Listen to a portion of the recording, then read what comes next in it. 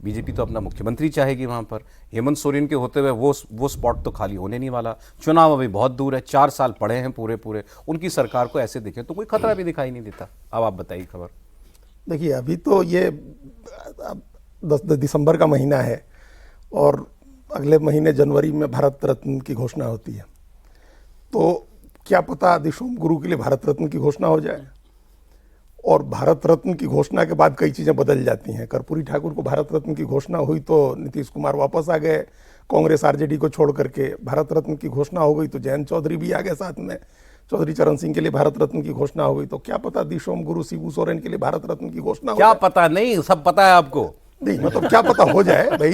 इतने बड़े जनजातीय नेता हैं और प्रधानमंत्री गए थे उनको अंतिम श्रद्धांजलि देने हॉस्पिटल में। बिल्कुल सिक्योरिटी सैनिटाइजेशन नहीं था। और हम आपको इन्फॉर्मेशन एक खबर बता दें कि उस समय ये कोशिश की गई थी होम की तरफ से कि उनको उनका पार्थिव शरीर ले आया जाए, उनके नॉर्थ एवेन्यू वाले घर में ले आइए या झारखंड भवन में ले आइए, कहीं ले आइए ताकि प्राइम मिनिस्टर जा सकें।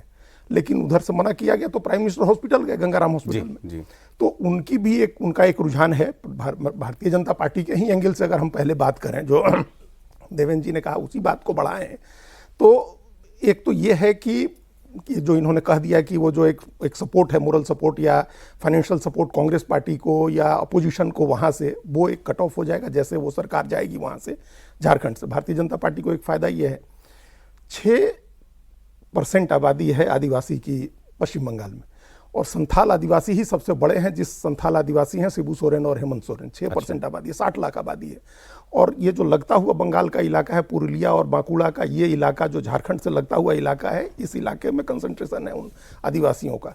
कुर्मी भी आबादी है अच्छी खासी जो अपने ट्राइबल्स में जाने के लिए एक आंदोलन करते हैं। तो एक वो और हेमंत सोरेन इन दिनों काफ़ी एक्टिव हुए वहाँ संथाल आदिवासियों के बीच जाकर के उन्होंने बंगाल में काम किया है। तो एक तो वो एक बीजेपी को एक स्ट्रेंथन करने के लिए कि 18-19% दलित के साथ 6% आदिवासी का वोट आपको वो आ जाए आपके साथ, तो एक बड़ा फायदा है।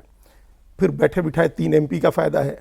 लोकसभा के 3 MP अगर यहाँ केंद्र में भाजपा भारतीय जनता पार्टी के साथ आते हैं तो ये ठीक है। आपकी डिपेंडेंस तो है ही ना अभी भारत से, यहाँ जो केंद्र में डिपेंडेंस है बीजेपी की चंद्रबाबू नायडू और उस पर अभी हम लोग बार बार चर्चा सुन रहे हैं शरद पवार के साथ भी, तो उनके भी 8 MP है। एक बड़ा स्ट्रेंथ हो जाता है। एक और बात यह है, शरद जी को भी भारत रत्न मिलेगा? नहीं उनको नहीं मिलेगा, वो नहीं होने वाला। लेकिन जैसे बीजेपी के फायदे की बात सुनिए तो बीजेपी के बड़े नेता, आप संयोग ही है कि ये शनिवार से ये कांड शुरू हुआ। जब शनिवार को इन्होंने कहा कि वो शनिवार को ही आए यहाँ, कोई ऑफिशियल प्रोग्राम अभी तक घोषित नहीं हुआ कि किस लिए आए हैं वो। झारखंड हम थे 2 दिन, शनिवार कोई वो यहाँ आए और रविवार सोमवार मंगलवार हम झारखंड में थे, रांची थे। वो किस लिए आए ऑफिशियल कोई प्रोग्राम नहीं है। शनिवार की रात को 10 बजे वो किससे मिलने गए हैं अपनी पत्नी के साथ, ये कोई बता नहीं रहा है, न कोई कंफर्म करेगा। शनिवार की रात को 10 बजे उनकी मुलाकात हुई है, ठीक है। आगे भी और मुलाकातें हुई हैं। पारिवारिक कारण है, उनके ससुर जो हैं father in law Medanta hospital में भर्ती हैं। इनके जो कल्पना सोरेन जो हैं, कल्पना मुर्मू सोरेन के पिताजी, तो वो उनके ससुर भर्ती हैं और क्रिटिकल कंडीशन था, तो उस नाते आए, वो रुके यहाँ 4 दिन रुके। लेकिन और क्या एंगेजमेंट रहा ये किसी को इसका पता नहीं है।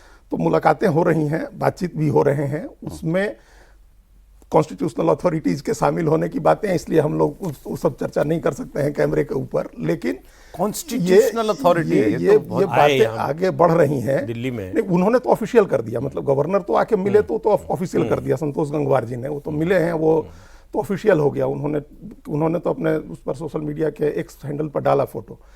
तो वो सब चीज़ें चल रही हैं।